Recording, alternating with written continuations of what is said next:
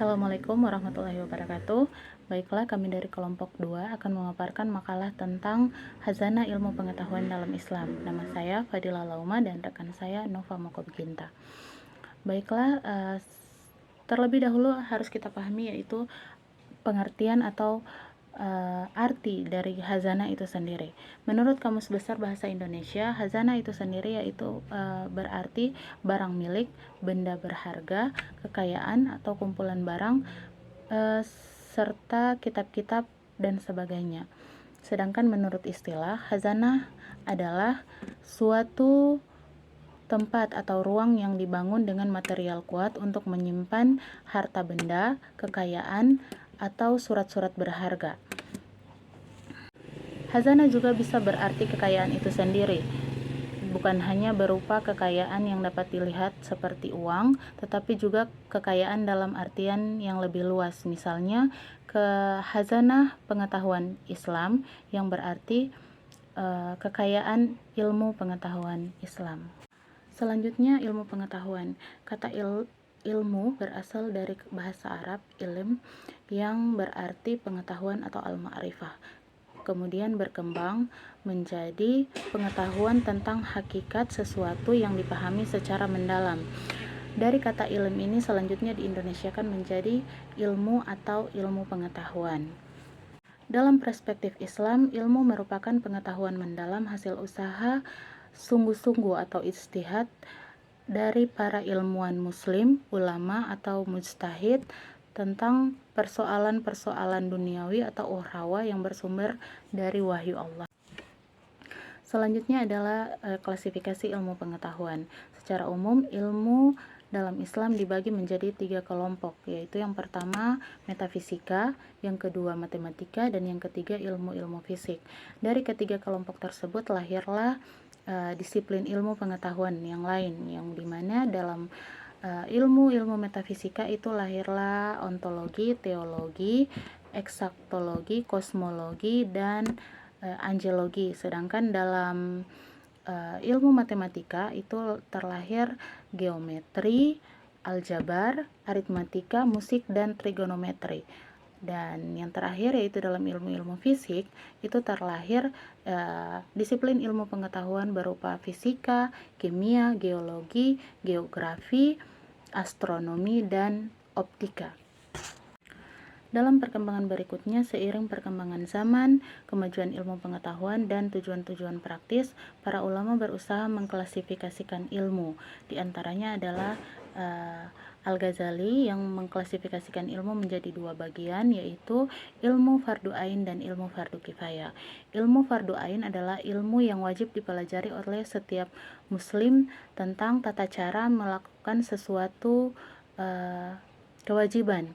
Misalnya seperti sholat, puasa, bersuci, dan sebagainya. Sedangkan ilmu fardu kifayah adalah ilmu yang ditegakkan untuk urusan dunia, seperti ilmu kedokteran, astronomi, dan pertanian, dan sebagainya. Jadi ilmu fardu ain itu adalah wajib untuk setiap muslim, sedangkan ilmu fardu kifayah itu tidak diwajibkan bagi setiap muslim, hanya saja dalam satu kawasan tertentu harus ada yang menguasainya. Berikutnya adalah tokoh-tokoh muslim yang berpengaruh dalam ilmu pengetahuan. Yang pertama adalah Ibnu Sina atau Avicenna. Dia adalah seorang filsuf yang terkenal dalam bidang medis. Dia dikenal sebagai bapak kedokteran modern. Yang kedua adalah Al-Zahrawi. Dia tidak berbeda jauh dengan Ibnu Sina, terkenal juga dalam bidang medis, tapi dia lebih spesifik kepada ahli bedah. Dia dikenal sebagai bapak ahli bedah modern. Ia juga yang pertama kali mengenalkan benang sebagai alat untuk menutup luka. Kemudian yang ketiga adalah Al-Khawarizmi. Jadi Al-Khawarizmi adalah ahli matematika yang dikenal sebagai penemu Al-Zabar. Kemudian dia juga berhasil menemukan algoritma dan sistem penomoran. Dia juga ahli dalam berbagai bidang seperti bidang astronomi dan astrologi.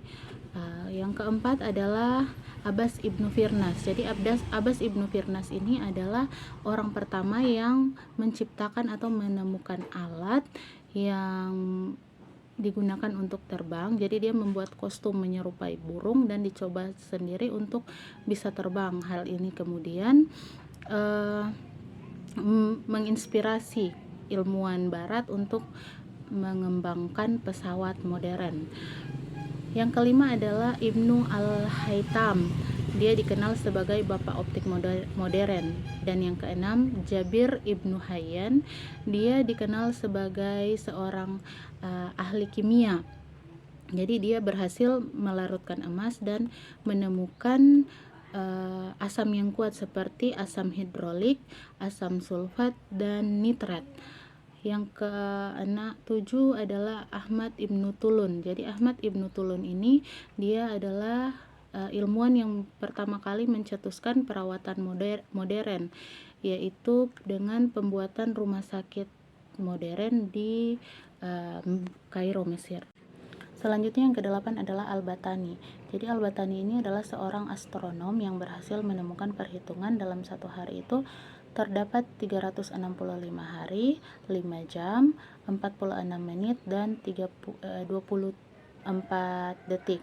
Jadi Al-Battani juga berhasil menemukan persamaan-persamaan dalam trigonometri.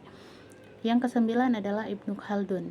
Jadi Ibnu Khaldun ini adalah seorang ilmuwan yang terkenal sebagai bapak pendiri ilmu historiografi, sosiologi, dan ekonomi. Jadi pemikiran-pemikiran Ibnu Khaldun tentang teori ekonomi yang logis dan realistis ini sudah lebih dulu ada sebelum teori ekonomi dari Adam Smith dan David Ricardo. Yang ke-10 adalah Al-Jazari. Jadi Al-Jazari ini adalah seorang ilmuwan Islam yang hidup pada abad pertengahan.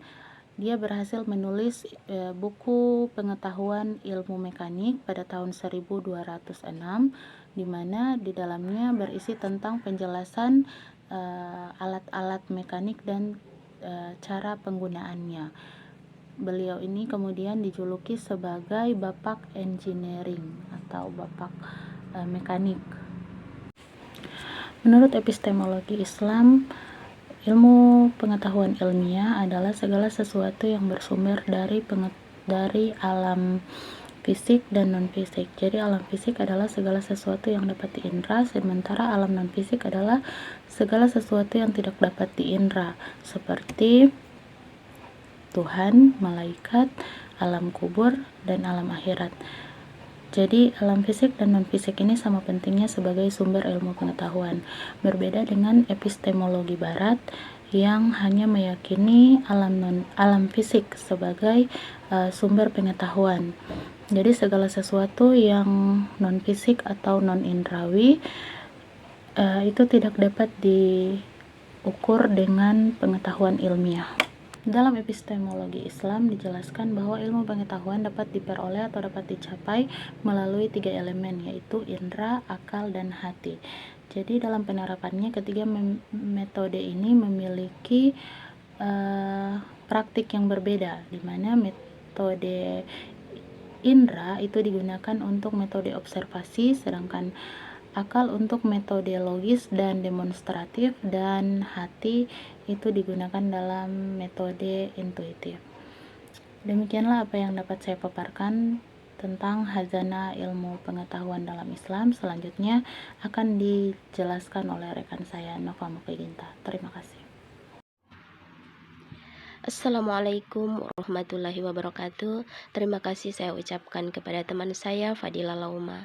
Dan berikutnya saya akan memaparkan tentang pengetahuan ilmu dalam keislaman. Menurut perspektif sejarah, perkembangan ilmu-ilmu dalam keislaman mengalami pasang surut.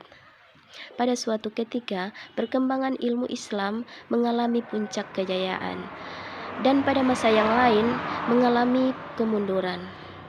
Perkembangan ilmu Islam terbagi dalam 3 periode, yaitu perkembangan awal ilmu Islam, Umayyah, Abbasiyah, dan modern. Periode awal Islam ini sering juga disebut sebagai fase di mana kitab suci Al-Quran baru saja diturunkan di tengah-tengah umat manusia. Periode ini dimulai dari abad 7 sampai 13 Masehi. Masa Umayyah. Sebutan Daulah Umayyah berasal dari nama Umayyah ibnu Abdi Syams ibnu Abdi Manaf, seorang pemimpin suku Quraisy di zaman jahiliyah. Bani Umayyah masuk Islam setelah Rasulullah berhasil menaklukkan kota Mekah. Masa Abbasiyah. Peradaban Islam mengalami kejayaan pada masa Daulah Abbasiyah. Kemajuan ilmu Islam pada masa ini disebabkan adanya terjemahan besar-besaran terhadap naskah-naskah asing ke dalam bahasa Arab, terutama naskah-naskah Yunani. Dan pada masa ini juga, perkembangan mazhab-mazhab Islam sangat banyak bermunculan. Masa modern. Periode modern ini secara umum dimulai pada abad ke-18 hingga saat ini. Tentu perkembangan ilmu pengetahuan di setiap negara memiliki corak dan pembaharu masing-masing. Seperti di Indonesia, perkembangan ilmu Islam ini tidak lepas dari peran dua organisasi masyarakat besar, yaitu Muhammadiyah dan Nahdlatul Ulama. Di samping itu, selain berkewajiban menuntut ilmu, seorang muslim juga harus memperhatikan adab dan etika ketika ia menuntut ilmu. Karena apabila disalahgunakan, ilmu bisa menjadi tercela dan akan mendatangkan mudarat. Maka sudah seharusnya seorang muslim memperhatikan akhlaknya ketika ia menuntut ilmu, agar ilmu yang diperoleh bisa bermanfaat untuk dirinya juga orang lain. Dan kemudian untuk menghapus kebodohan pada dirinya dan juga orang lain, dan untuk melaksanakan perintah agama dan mempertahankan agama Islam. Akhlak yang mulia merupakan suatu yang sangat penting yang harus dimiliki oleh seorang muslim ketika ia menuntut ilmu. Salah satu akhlak di dalam menuntut ilmu yaitu mengetahui syarat-syarat yang dimiliki oleh para penuntut ilmu, agar ilmu dan pengetahuan yang dimilikinya akan bermanfaat bagi dirinya dan juga orang lain, dan akan menjadi amal baik di akhirat kelak. Sekian pemaparan saya pada materi ini. Semoga bermanfaat untuk kita semua. Wassalamualaikum warahmatullahi wabarakatuh.